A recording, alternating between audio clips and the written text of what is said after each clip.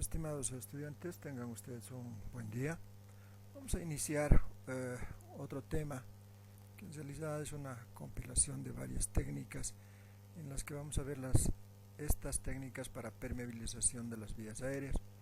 Son una serie de técnicas que las vamos a ir revisando, yo calculo en unas 2 o 3 clases. Vamos a ver cuánto nos alcanzan, de no extenderme mucho. Y vamos a revisar sobre todo aquellas que más nos interesan y aquellas también que no, pero que necesitan ser aclaradas, ¿ya? Entonces, estas técnicas de permeabilización de vías aéreas tienen algunos factores que limitan aquello. ¿Qué quiere decir? Que hay unos factores que van a limitar el transporte de estas secreciones bronquiales, lo que se llama la eficacia del transporte mucociliar. Entonces, las secreciones que se generan a nivel de los bronquiolos, bronquios y en realidad de toda la vía aérea tienen alguna limitación importante al momento de salir estas secreciones. Vamos a ver, para entender y para posibilitar la salida de estas secreciones, vamos a empezar a entender cuáles son estos factores que van a limitar este transporte mucociliar. Y entre estos tenemos factores fisiológicos, infecciosos y algunos otros factores que vamos a ir revisando. Dentro de los factores fisiológicos, uno de los principales y con el que más tropezamos es la edad, por supuesto. La edad determina cambios importantes tanto en la fisiología como en la anatomía del paciente. Con la edad, los cambios en cantidad y calidad de las fibras musculares del tórax. ¿Por qué? Porque ésta se hace cada vez más rígido. Hay un aumento del volumen residual. Las modificaciones del diámetro torácico son importantes. A consecuencia de esto, aumenta el volumen residual. Hay una pérdida de la elasticidad del parénquima pulmonar, la compliance pulmonar, la expansión de los pulmones ya no es la misma, obviamente cambia el colágeno, cambia completamente la elasticidad del mismo parénquima pulmonar y este obviamente tiende a restringir su elasticidad. Hay un aumento del volumen del cierre del PIB. ¿Se acuerdan que hablábamos del PIB, de los puntos iguales de presiones que se presentaban generalmente en zonas donde hay soporte cartilaginoso, donde hay soporte de los músculos dilatadores faringeos y demás? En este caso, estos puntos iguales de presiones aumentan y se van hacia zonas más declives del pulmón, hacia zonas donde no hay soporte, por lo tanto los puntos iguales de presiones se presentan mucho más seguidos. La FEV1 disminuye en 50 ml año, ¿sí? Y 40 ml de la capacidad vital, o sea que tanto la capacidad vital como la FEV1 van disminuyendo y por ende la capacidad pulmonar total. Alteración del cociente ventilación-perfusión, ya no es lo mismo la cantidad de oxígeno que llega hacia los alveolos y se produce la ventilación-perfusión y por lo tanto la llegada de oxígeno a los tejidos va disminuyendo. Por lo tanto hay una disminución de la presión parcial de oxígeno a consecuencia de esto y la reducción de la difusión alveolo-capilar. Entonces todas estas condicionantes, todas estas manifestaciones clínicas propias de la edad que se van presentando, todo esto van a limitar en realidad el transporte mucociliar, haciéndose mucho más difícil que la mucosidad acumulada en vía aérea sea transportada hacia zonas para ser expulsadas. A todo esto que habíamos mencionado, todos estos cambios, también hay cambios con pérdida de tejido óseo, aumento de la cifosis, horizontalización costal, reducción de la masa corporal, aumento de la presión arterial y reducción de la función cognitiva. Ya con la edad, las personas, por supuesto, van sufriendo todos estos cambios, lo cual van a limitar grandemente el transporte mucociliar. Dentro de los factores también fisiológicos tenemos la humedad y la temperatura. En individuos sanos, esta variación tanto de la humedad como de la temperatura no tiene importancia, no hay relevancia en esto. Pero no ocurre lo mismo en pacientes con patologías. ¿Qué quiere decir? que si hay un cambio de la humedad o hay un cambio de temperatura en pacientes con enfermedades crónicas, especialmente los pacientes con bronquitis, con EPOC, cualquier otra enfermedad pulmonar, a estos pacientes sí les afecta en demasía la humedad y la temperatura. La presión parcial de CO2. Es muy importante saber dos cosas de la presión parcial de CO2 en lo que se refiere a la fisiología pulmonar. La hipercapnia limita el drenaje mucociliar. La presión de CO2 de 50 milímetros de mercurio disminuye el transporte en un 25%. ¿Qué quiere decir? Que en cuanto nosotros identificamos un paciente con hipercapnia, inmediatamente nosotros sabemos que ese paciente ya tiene limitación del transporte mucociliar hasta en un 25%. Entonces, paciente hipercápnico, ya tenemos problemas con su transporte mucociliar y tendremos que poner énfasis en esto. ¿Por qué? Porque después se acumula esa cantidad de secreciones y no pueden ser transportadas. La presión parcial de CO2. La hipoxemia no necesariamente disminuye el aclaramiento mucociliar. Entonces, cuando tengamos pacientes con hipoxemia, es mucho más fácil el manejo de esas secreciones que el paciente hipercápnico. Dos condiciones muy importantes. Uno, la hipercapnia, y otro, la hipoxemia. Los factores infecciosos, y aquí vamos a poner mucho énfasis y mucha atención en esto. Las infecciones víricas o bacterianas juegan un papel, indica ahí, nefasto para el transporte mucociliar. O sea, cualquier proceso infeccioso es nefasto para el transporte mucociliar. Por eso es la acumulación, por eso se da la acumulación de gran cantidad de secreciones a nivel de toda la vía respiratoria en pacientes que tienen algún proceso infeccioso. ¿Por qué? Porque produce lesiones degenerativas del epitelio ciliado, favorecen infecciones bacterianas secundarias, tiene un efecto cilioinhibidor y a su vez, por si fuera poco, destruye irreversiblemente el epitelio ciliado. O sea, cuatro cosas, y vamos a ver más, cuatro cosas de momento muy graves para el transporte mucociliar, ¿sí? Siempre que hay procesos infecciosos, hay lesiones degenerativas.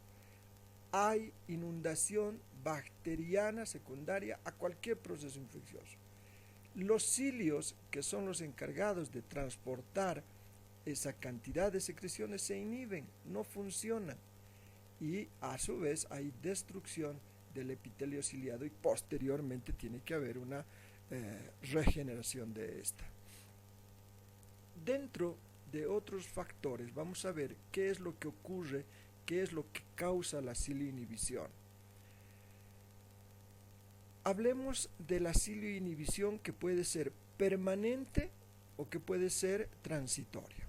¿Sí? Estamos hablando de que los cilios, que son los que ayudan a transportar esas secreciones, se inhiben de su función, no funcionan.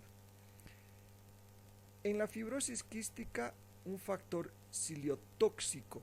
¿Qué quiere decir? Que por esto los pacientes con esta enfermedad degenerativa importante tienden a acumular grandes cantidades de secreciones. ¿Por qué? Porque hay una cilioinhibición propia de la enfermedad. Durante los procesos inflamatorios, y aquí quiero que pongan mucha atención, todo proceso inflamatorio, estoy hablando, todo proceso inflamatorio produce cilioinhibición. Un esguince de tobillo, ¿hay un proceso inflamatorio? Sí. ¿Producirá una cilioinhibición? Si es en el tobillo, que tiene que ver con los pulmones. No se olviden que cuando hay un proceso inflamatorio, la reacción es tanto local como sistémica. O sea, hay una respuesta local y una respuesta sistémica. Esa respuesta sistémica va a influir en mayor o menor grado a la cilioinhibición. por supuesto, muchísimo más si esos factores inflamatorios se trasladan hacia zonas pulmonares, como en el caso, por ejemplo, de la bronquitis crónica. La bronquitis es un proceso inflamatorio crónico. Entonces, a todo el problema que ya tiene el bronquítico crónico, a todo problema que ya de por sí el bronquítico crónico está luchando, aparte de eso, el proceso inflamatorio le produce ciliinhibición. Ahora entendemos el por qué estas personas con problemas inflamatorios a nivel pulmonar acumulan grandes cantidades de secreciones. ¿Por qué? Porque se produce precisamente una ciliinhibición. Muy importante al momento de entender de que cuando nos estamos frente a un proceso inflamatorio, sea cual fuere, y aparecen gran cantidad de secreciones, estamos frente a una reacción cilioinhibitoria producto de esa inflamación. Es muy importante, vamos a aclarar algunos conceptos importantes cuando no es precisamente una enfermedad de base pulmonar. Alguna cirugía, por ahí, una artroplastía de cadera, por ejemplo, o una fijación de fijadores externos a nivel de miembro inferior por fracturas, etcétera. Todos estos procesos, especialmente postoperatorios, llevan a un proceso inflamatorio. Este proceso inflamatorio va a causar ciliinhibición y los pacientes tienen más riesgo, aparte de otras condicionantes, de acumular secreciones por ciliinhibición, aparte de la prostración en cama, aparte de la posición en la que pueden estar recostados, aparte de otro tipo de enfermedades que puedan tener, tienen un proceso inflamatorio, lo cual condiciona muchísimo más al acúmulo de secreciones. Durante las crisis asmáticas se produce una ciliinhibición. ¿Se acuerdan que en algún momento hablábamos del asma y todo el proceso en el que se arrastra la patología del asma, donde hay un aumento de la permeabilidad, donde hay un cierre de los bronquios, un aumento de la cantidad de secreciones, una inflamación importante de los bronquios, una reacción de hipersensibilidad tipo 1? Entonces, todos estos factores durante la crisis de asma, a esto se suma la cilioinhibición. Por eso es que durante y después de las crisis asmáticas hay un gran acúmulo de secreciones, producto de todos estos fenómenos de los cuales estamos hablando. Entonces es muy importante entender todos estos factores al momento de estar tratando un paciente. Cuando nosotros empezamos a tratar a un paciente y queremos hacer higiene bronquial, que quiere decir, queremos que esas flemitas salgan de su vía respiratoria, tenemos que tomar en cuenta todos estos factores que estamos mencionando, porque si no los vamos a tomar en cuenta, nos vamos a chocar frente a la imposibilidad de realizar un buen drenaje bronquial. También, dentro de otros factores, tenemos la función secretora alterada. Mediadores químicos deprimen el aclaramiento mucociliar. Siempre que en el ser humano haya una función especialmente fisiológica como en el caso de la inflamación, donde están involucrados mediadores químicos, van a deprimir el aclaramiento mucociliar. Siempre. Uno de los principales ya lo hemos mencionado, la inflamación, que a través del proceso inflamatorio sistémico van a alterar, tiene cilioinhibición y a su vez deprimen el aclaramiento mucociliar, haciendo que esas flemitas sean mucho más espesas de lo normal. Entonces, ¿y cuándo aparecen los mediadores químicos? Muchas veces. Alteraciones inflamatorias, procesos infecciosos, procesos de hipersensibilidad, procesos hormonales, casi siempre en algún problema de salud están presentes los mediadores químicos, no necesariamente en la inflamación, lo que hace que esas secreciones sean mucho más espesas de lo normal.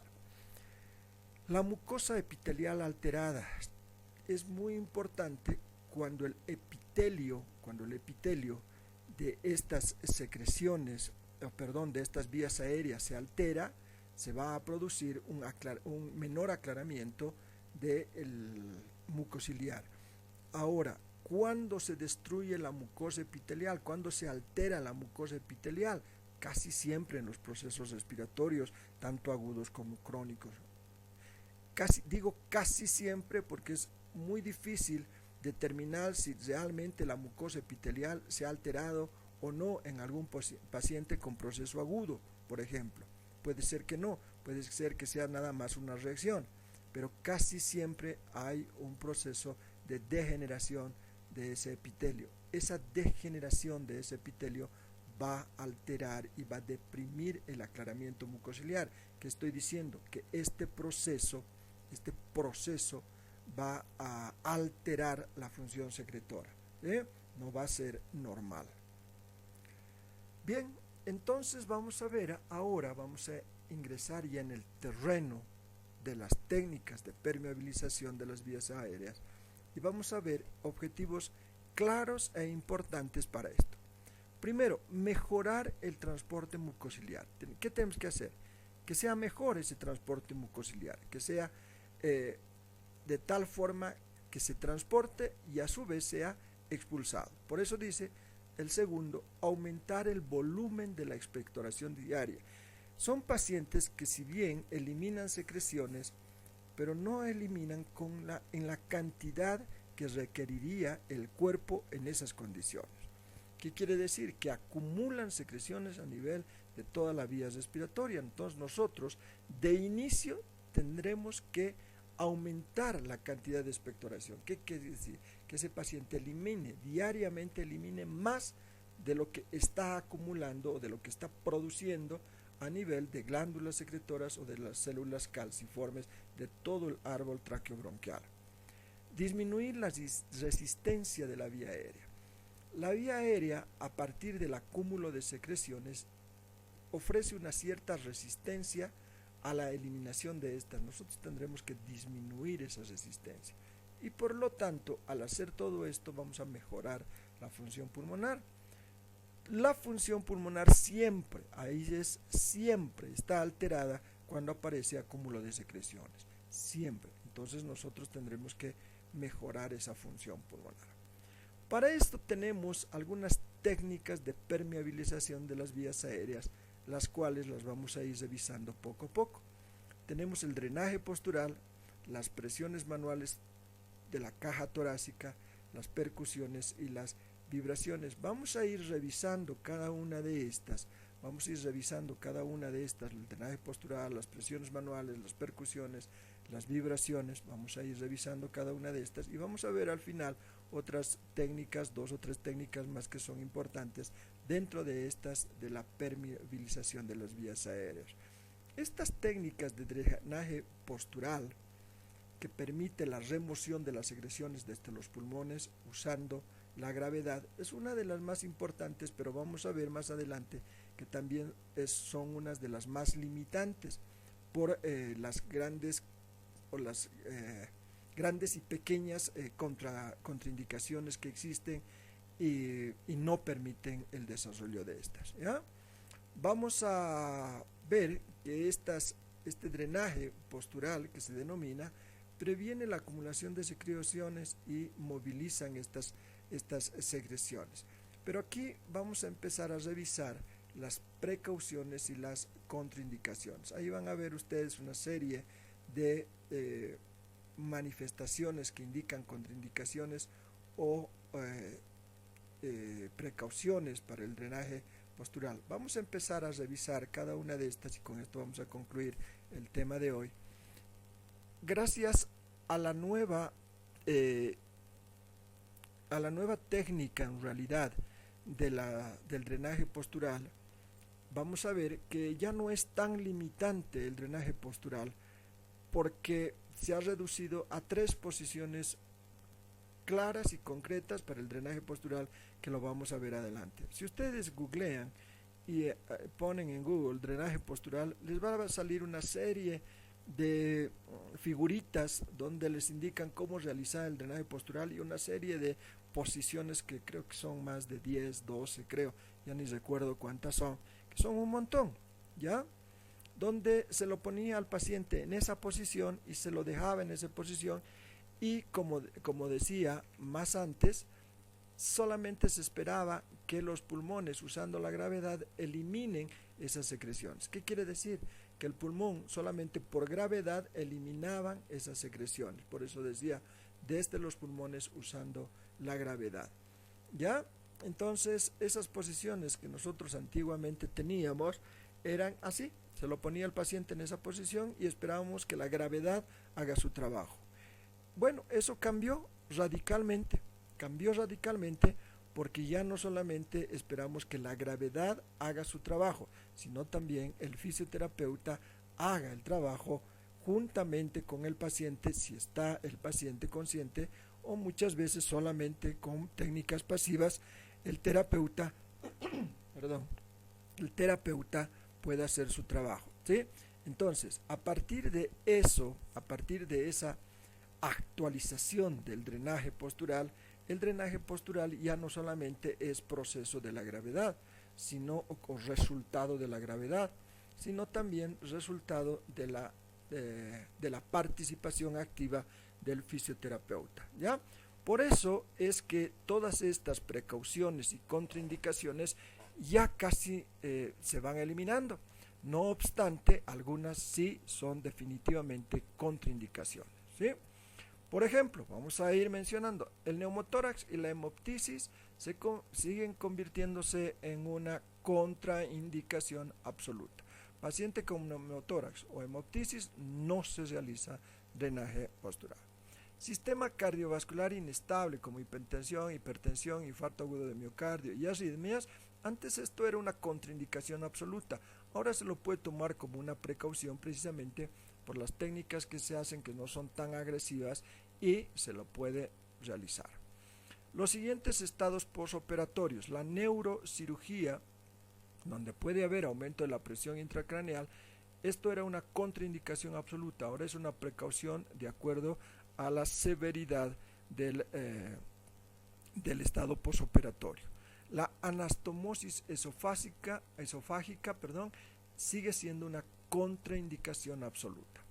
Los pacientes operados del aparato locomotor, obviamente por la limitación a la adopción de posiciones, puede convertirse en una contraindicación o en una precaución. Si nosotros tomamos las medidas necesarias para no perjudicar a estos pacientes que han sido, postfracturados y demás, si nosotros tomamos las medidas necesarias, podemos adoptar una de las posiciones de drenaje postural. Instancias específicas donde hubo complicaciones operatorias. Bueno, ahí tendremos que determinar si estas complicaciones postoperatorias nos indican o una contraindicación o una precaución a tomar. Aneurismas o disminución de la circulación en los vasos sanguíneos cerebrales. Esto es una contraindicación absoluta. Esto sigue manteniéndose, no podemos realizar siempre que haya aneurismas. Edema pulmonar, falla cardíaca congestiva. Esto era una contraindicación, ahora ya no. Esto podemos manejarlo con las posiciones nuevas que tenemos. Pacientes nerviosos o añosos también podemos manejar, obviamente si se agitan demasiado con la terapia, se convierte en una contraindicación porque el paciente no va a querer. El embolismo pulmonar sigue siendo una contraindicación absoluta, no podemos realizar en pacientes embólicos pulmonares por miedo a empeorar el cuadro de embolia pulmonar. Las laminectomías recientes sigue siendo una contraindicación absoluta, y una gran efusión pleural también sigue siendo una contraindicación absoluta, ¿sí? Entonces vamos a ir viendo todas estas manifestaciones clínicas que habíamos visto con algunas técnicas que las voy a pasar rapidito para que ustedes posteriormente las vayan revisando solo en imagen y leyendo, y las vamos a ir explicando la próxima clase. Son 3 posiciones, fíjense, esta es una, esta es otra y esta es otra, ¿sí? Entonces cada una de esas posiciones,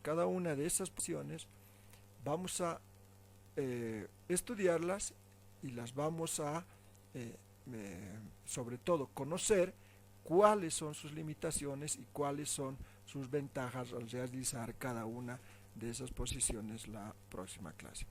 Estoy haciendo clases cortitas de estas para que no sea muy pesado, pero sobre todo para que ustedes puedan revisarlo una y otra vez. Gracias, muchachos.